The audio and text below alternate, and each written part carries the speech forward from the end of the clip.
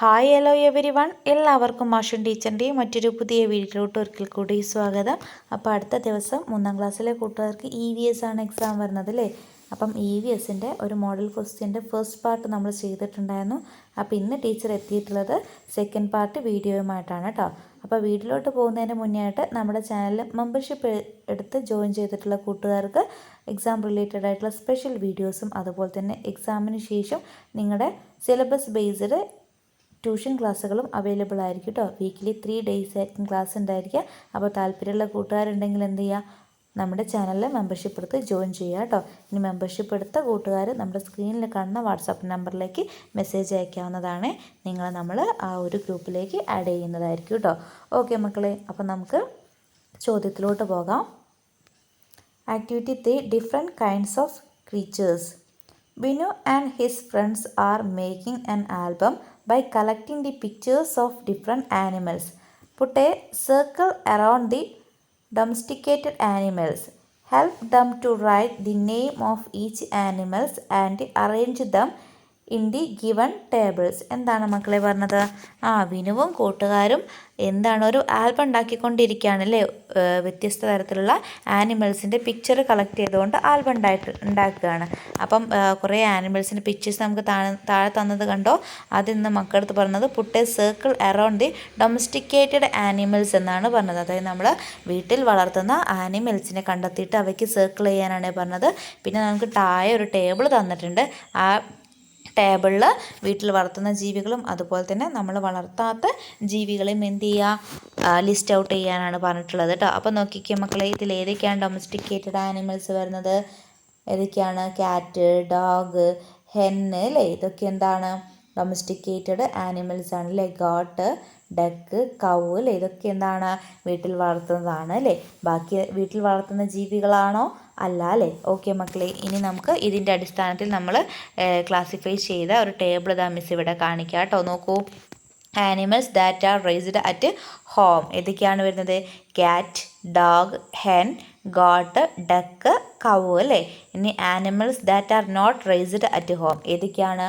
Frog, crow, elephant, and woodpecker, lizard അല്ലേ. Okay മക്കളെ, അപ്പോൾ ഇങ്ങനെയാണ് നിങ്ങൾ എന്ത് ചെയ്യേണ്ടത്, ആ ഒരു ടേബിൾ കംപ്ലീറ്റ് ചെയ്യേണ്ടത്. ഇനി അതിൽ തന്നെയുള്ള മറ്റൊരു ക്വസ്റ്റ്യൻ നോക്കിക്കേ. There are many creatures living around us. If they are arranged from the smallest to biggest in the order of size, which of the given option is in the correct order? You can put a tick mark or write it down. അതായത് നമ്മളെ ചുറ്റുപാട് ഒരുപാട് creatures ഉണ്ട് അല്ലേ. അപ്പോൾ അവരെ എന്ത് ചെയ്യുകയാണ്, ചെറുതിൽ നിന്ന് വലുതിലേക്ക്, അതായത് അവരുടെ സൈസിൻ്റെ അടിസ്ഥാനത്തിൽ അറേഞ്ച് ചെയ്യുകയാണെങ്കിൽ താഴെ കൊടുത്തുള്ള ഓപ്ഷനിൽ ഏതായിരിക്കും കറക്റ്റ് ആൻസർ എന്നാണ് ചോദിച്ചിട്ടുള്ളത് കേട്ടോ. അപ്പോൾ താഴെ കുറച്ച് ജീവികളുടെ പേരുകൾ തന്നിട്ടുണ്ട്. Lizard, cow, hen, and. അതിൽ ഏറ്റവും സ്മോളസ്റ്റ് ഏതാണ്? ആൻഡ് ആണ് അല്ലേ. അത് കഴിഞ്ഞിട്ട് പിന്നെ ഏതാണ് വരിക? ലിസാർഡ് വരും, പിന്നെ ഹെന്ന് വരും, പിന്നെ കൗ വരും അല്ലേ. അപ്പോൾ അതായത് നമ്മുടെ ഓപ്ഷൻ ഡി ആണ് കറക്റ്റായിട്ട് വരുന്നത് കേട്ടോ.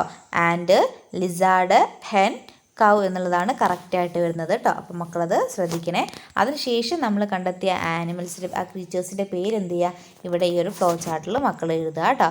ഓക്കെ മക്കളെ, ഇനി നമ്മളത് ചോദിച്ചത് write the name of any creatures that is seen in the soil. അതായത് സോയിലിൽ കാണുന്ന ഏതെങ്കിലും ഒരു ക്രീച്ചേഴ്സിൻ്റെ പേര് എഴുതാനാണ് പറഞ്ഞിട്ടുള്ളത് കേട്ടോ. അപ്പോൾ എർത്ത് വേം എന്താണ്? നമ്മൾ സോയിലിൽ കാണുന്ന ഒരു ക്രീച്ചറാണ് അല്ലേ. അപ്പോൾ അതിൻ്റെ പേര് നിങ്ങൾക്ക് എഴുതാൻ പറ്റുന്നതാണ് എർത്ത് വേം. അടുത്ത ക്വസ്റ്റ്യൻ നോക്കിക്കേ മക്കളെ. Why do they have different parts? നോക്കിക്കേ, അവിടെ ഒരു ചെറിയൊരു കോൺവെർസേഷൻ തന്നിട്ടുണ്ട്. We can see the roots of plants, then what are they for? അതായത് നമ്മൾക്ക് ചെടികളുടെ വേരൊന്നും കാണാൻ പറ്റുന്നില്ലല്ലോ, പിന്നെ എന്തിനാണ് ആ ചെടികൾക്ക് ആ വേരുകൾ എന്നാണ് ചോദിക്കുന്നത് കേട്ടോ. അപ്പോൾ അവൻ എന്താണ് മറുപടി പറഞ്ഞത്? Roots fix the plants in the soil. Roots എന്ത് ചെയ്യും? പ്ലാന്റ്സിനെ സോയിലിൽ ഫിക്സ് ചെയ്ത് വെക്കും അല്ലേ. ഓക്കെ, ഇനി മക്കൾക്കുള്ള ചോദ്യം ഇതാണ്. Identify the various parts of a plant and write down the functions. അതായത് ഒരു പ്ലാന്റിൻ്റെ വ്യത്യസ്ത പാർട്ടുകൾ ഏതാണെന്ന് തിരിച്ചറിഞ്ഞിട്ട് അവയുടെ ഓരോന്നിൻ്റെ ഫങ്ഷൻസ് എഴുതാനാണ് പറഞ്ഞിട്ടുള്ളത്. അപ്പോൾ 3 പാർട്ടിൻ്റെ ഫങ്ഷൻസ് ആണ് ഇവിടെ എഴുതാനുള്ളത് കേട്ടോ. അതാണ് അവിടെ ആരോ മാർക്ക് ഇട്ടിട്ടില്ലേ. ആ 3 പാർട്ട് ഏതാണെന്ന് കണ്ടെത്തിയിട്ട് ഫങ്ഷൻസ് എഴുതാനാണ് കേട്ടോ. അപ്പോൾ വളരെ ഇമ്പോർട്ടൻ്റ് ആയിട്ടുള്ള ക്വസ്റ്റ്യൻ ആണ്. നമുക്ക് ഈ ഒരു ഏരിയയിൽ നിന്ന് ചോദ്യം പ്രതീക്ഷിക്കുക കേട്ടോ. നോക്കിക്കേ, ഏതൊക്കെ പാർട്ടാണ് മാർക്ക് ചെയ്തത്? ലീഫ്, സ്റ്റെമ്മ്, റൂട്ടാണ് അല്ലേ. ഇനി അവ അവയുടെ ഓരോന്നിൻ്റെയും ഫങ്ഷൻസും എഴുതണം. ലീവ്സിൻ്റെ ഫങ്ഷൻ എന്താണ്? Prepares the food needed by the plant അല്ലേ, പ്രിപ്പയർ ഫുഡാണ് അല്ലേ, ഫുഡ് ഉണ്ടാക്കുന്ന പണിയാണ് ലീവ്സിന്. അടുത്തത് സ്റ്റെം എന്താ ചെയ്യുന്നത്? Carries water and nutrients absorbed by the root to leaves. അതായത് റൂട്ടാണ് ഈ എന്ത് ചെയ്യാണ്, വാട്ടറും ന്യൂട്രിയൻസൊക്കെ അബ്സോർവ് ചെയ്തെടുക്കുക അല്ലേ, അതൊക്കെ ഇലകളിലേക്കും മറ്റും എത്തിക്കേണ്ട ഡ്യൂട്ടി ആർക്കാണ്? സ്റ്റെമ്മിനാണ് അല്ലേ. ഓക്കെ, ഇനി റൂട്ടിൻ്റെ ഫംഗ്ഷൻ പ്രത്യേകിച്ച് പറയേണ്ട കാര്യമില്ലല്ലോ. എന്തൊക്കെയാണ്? Fix the plant in the soil അല്ലേ, പ്ലാന്റിൻ്റെ സോയിൽ ഫിക്സ് ചെയ്ത് വെക്കുന്നു. അതുപോലെ തന്നെ absorb water and nutrients required for the plant from the soil അല്ലേ, മണ്ണിൽ നിന്ന് പ്ലാന്റിന് ആവശ്യമായിട്ടുള്ള വെള്ളവും ന്യൂട്രിയൻസും ഒക്കെ വലിച്ചെടുക്കുന്ന ജോലിയാണ് ആർക്ക്? റൂട്ടിനുള്ളത്. ഓക്കെ മക്കളെ, ക്ലിയർ ആയിട്ടുണ്ടല്ലോ, പഠിക്കുക കേട്ടോ. അതിൽ തന്നെയുള്ള മറ്റൊരു ചോദ്യം നോക്കിക്കേ. Observe the picture and write the benefit of plants. എന്തൊക്കെയാണ് പ്ലാന്റ്സിൻ്റെ ബെനിഫിറ്റ്സ് എന്നാണ് എഴുതാൻ പറഞ്ഞിട്ടുള്ളത് കേട്ടോ. ഒന്ന് നമുക്ക് അവിടെ തന്നിട്ടുണ്ട്, എന്താണ്? ഗിവ് ഷെയ്ഡ് ടു ക്രീച്ചേഴ്സ് അല്ലേ, പിന്നെ എന്തൊക്കെയാണ്? Provide shelter, provide food, oxygen production, prevent soil erosion അല്ലേ. അപ്പോൾ ഇത്രയും കാര്യങ്ങളൊക്കെയാണ് ഒരു പ്ലാന്റിൻ്റെ ബെനിഫിറ്റ്സ് എന്ന് പറയുന്നത്. അപ്പോൾ മക്കൾ എന്ത് ചെയ്യുക? ഓർത്തിരിക്കുക, പോയിൻറ്റ്സൊക്കെ പഠിക്കുക കേട്ടോ. എഴുതി പഠിക്കേണ്ട കൂട്ടുകാരുണ്ടെങ്കിൽ നിർബന്ധമായിട്ടും എഴുതി തന്നെ പഠിക്കുക കേട്ടോ. ഓക്കെ മക്കളെ, ഇനി നമുക്ക് അടുത്തൊരു ചോദ്യത്തിലോട്ട് പോകാം. അതിലോട്ട് പോകുന്നതിന് മുന്നേയായിട്ട് ടീച്ചർ ഒരിക്കൽ കൂടി മെമ്പർഷിപ്പിൻ്റെ കാര്യം ഓർമ്മിപ്പിക്കുകയാണ്. മെമ്പർഷിപ്പ് എടുക്കുന്ന കൂട്ടുകാർക്ക് കൂടുതൽ വീഡിയോസ് അവൈലബിൾ ആയിരിക്കും കേട്ടോ. അതുപോലെ തന്നെ നിങ്ങൾക്ക് നിങ്ങളുടെ class wise, chapter wise, syllabus based tuition ക്ലാസ്സുകളും അവൈലബിൾ ആയിരിക്കും കേട്ടോ. ഓക്കെ മക്കളെ, അടുത്ത ആക്ടിവിറ്റി നോക്കൂ. Leaves and flowers. Friends are busy with colouring flowers. Help them to colour it suitably.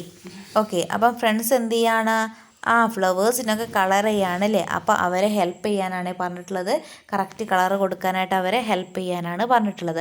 അപ്പോൾ നോക്കിക്കേ മക്കളെ, ഇവിടെ തന്നിട്ടുള്ള എല്ലാ ഫ്ലവേഴ്സും നിങ്ങൾക്ക് പരിചയമുള്ളതാണ്. അപ്പോൾ അങ്ങനെ ഒരു ചോദ്യം വരികയാണെങ്കിൽ നിങ്ങൾ എന്ത് ചെയ്യുക? അവയ്ക്ക് യോജിച്ച കളർ കൊടുക്കുക കേട്ടോ. അതിൽ മറ്റൊരു ക്വസ്റ്റ്യൻ ഉണ്ട്, അതിൻ്റെ ആൻസർ ടീച്ചർ പറയാം. നോക്കൂ.